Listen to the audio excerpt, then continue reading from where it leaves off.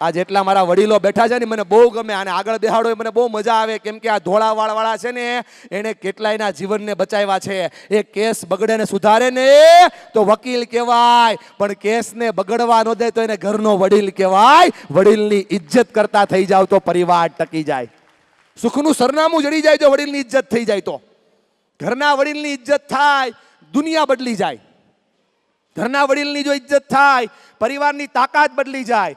બેઠેલું બાળક છે ને સંસ્કારી બને જો દાદા હોય તો, સહનશીલ બને જો દાદી હોય તો, સ્વીકૃતિના ભાવવાળું દાદીનો સ્વીકાર હોય તો. બોલો આ કે ના?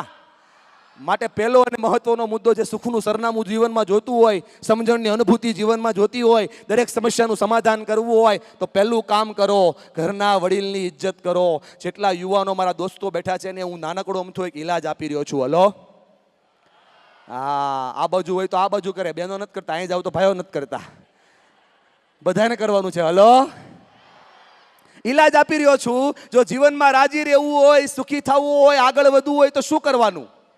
છેલ્લા 8 વર્ષથી હું કરું છું, જલસો પડે છે. 6 વર્ષથી નાના બાળકની હારે રમવાનું અને 60 વર્ષથી મોટા બાળકની હારે ભમવાનું. દુનિયાની કોઈ તાકાત તમારા ડેવલપમેન્ટને રોકી ન શકે. જે આ કરતા હોય એ દુનિયામાં સૌથી આગળ વધે. સાહેબ, વડીલોને ઇજ્જત કરતા શીખો.